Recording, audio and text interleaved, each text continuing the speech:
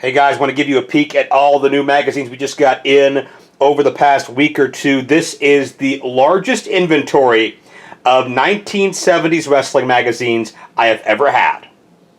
And I don't expect these to last long, certainly not in their full form. They all come in these plastic protective sleeves, and they all come with cardboard backing, so if I have to ship them to you, they're not going to get ripped, they're not going to get bent, they're not going to get damaged. You might have some minor shelf wear, but that's it. We're going to go through the pages very delicately before we ship your item and make sure everything is intact. If there's any imperfections, we're going to let you know. We want to show you the covers here because we've got such classic moments. And one of the best things about the old school magazines is the bleeders.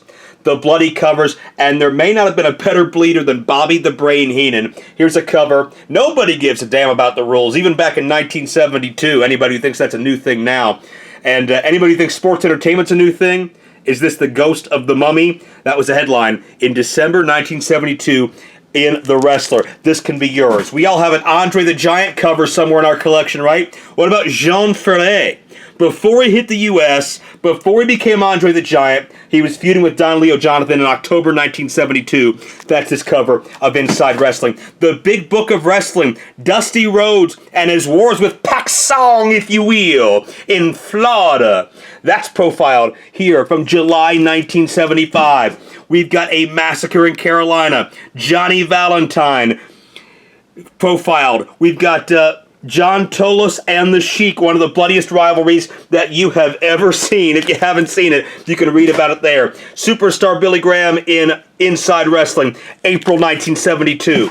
Joe LeDuc, Sports Review Wrestling, April 1974. How about the apartment wrestling stories? How about that for old school, something that you never, ever see today? Gene Kiniski and Harley Race, two of the greatest all-time world champions, October 1973. Lou Albano with the Valiant Brothers, April 1975. They're challenging Ali, Frazier, and Foreman.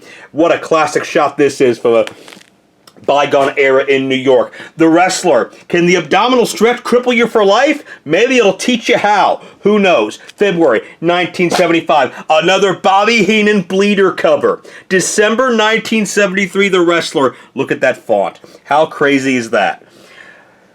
Jack Briscoe, Gene Kiniski, Bruno Sammartino. How many more legendary names do you need on one cover? Ernie Ladd, the Big Cat. The man that would rather hurt a man than love a woman. Dory Funk Jr. in the hospital. That's July 1973. This might be the bloodiest cover in the history of wrestling. Check out the man, the legend, Terry Funk, Superstar Graham, and another Bobby Heenan bleeder picture, May 1973 in The Wrestler. Women's action on the front cover. Ray Mendoza, Lucha Libre legend, and very rarely you saw the women grace the cover as the lead story. Action Sports Wrestler, June 1971, one of the oldest ones we have. The 74 yearbook. Now this is an Andre the Giant cover, not to be confused with Jean Ferret. The Wrestler, August 1973. The Funk and Briscoe feud is still talked about today. And don't laugh at me, you creep. August 1973, The Wrestler. April 1974, The Wrestler. Pedro Morales, Bobby Shane. There's a name lost to time, but certainly has its place in the history books. Dory Funk Jr., that's April 1974. September 73, Harley Race and Dory Funk for the World's Championship. Abdullah Farouk, better known by many as the Grand Wizard. Jimmy Valiant. Jimmy Valiant still going today. But here he is bloody in September 1973. There's another copy of Funk versus Briscoe. We got to back up in case you guys need it. These things are spilling over. There's so many of them. This is such a cool inventory. The Ring Wrestling, November 1975. Jose Lothario, who went on to train Shawn Michaels. Leilani Kai in her rookie year. Bruno. So much more. The Wrestling Annual 73. A bloody original Sheik, of course, the uncle of Sabu. Big Book of Wrestling, November 1971. Tarzan Tyler and Pedro Morales at home with Gorilla Monsoon. How crazy would that be in 1971 to look back at today? Wrestling Annual 1973. all about villains. We got wallet-sized. Who wouldn't want a wallet-sized picture of Pedro Morales in 2021 from 1973? The 74 yearbook, we profile one of the many historic battle royals back in the day with Andre the Giant, and so much more. How about the wrestler from September 78? Dusty Rhodes doing his thing in Florida. Andre's 1,000th match won. The wrestler from April 79, Bruno versus Backlund. Fantasy booking was a thing back in 79, folks. Believe it or not. Wrestling's greatest battles.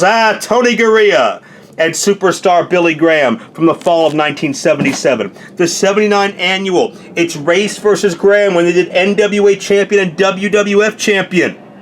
And how about this? Chief Jay Strongbow and The Rock's grandfather, the High Chief Peter Maivia. We also have the Wrestler Annual from winter 1984, Tommy Rich and Ric Flair for the world title. How about an AWA cover, Sergeant Slaughter and Rick Martel from August 1985. Barry Windham and Ric Flair from June 1983 in The Wrestler. How about Bob Backlund and Ken Patera from June 1980. Abdul the Butcher is the cruelest man alive. A lot of people would attest to that. Spring 1983, Ivan Putski and Greg Valentine. Another Dusty Rhodes cover, April 1980, and Steamboat and Youngblood, maybe the most underrated team of all time, based on anybody who saw them live. How about Ted DiBiase, clean shaven? Far cry from what you see on NXT these days. This is August 1981 on his bid to win the World's Championship. The Rings Wrestling, Martel, Backlund, Bill Watts, Bill Dundee. Bunch of different territories covered there. The Wrestler, September 83. The Bockwinkel-Hogan rivalries profiled. Father and son, Blackjack Mulligan and Barry Windham. So much history there that shaped the next few years.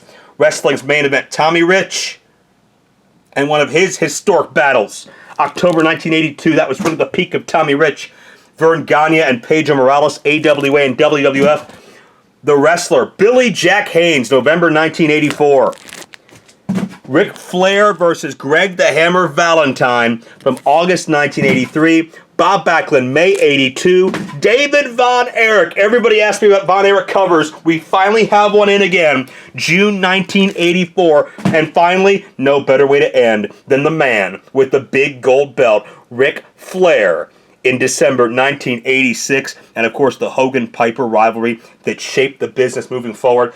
These magazines are available now. They range in price from $15 to $30. If you see anything you want, drop me a DM. These things will not last. This is a part of history, and it's been preserved, and it could be on its way to you.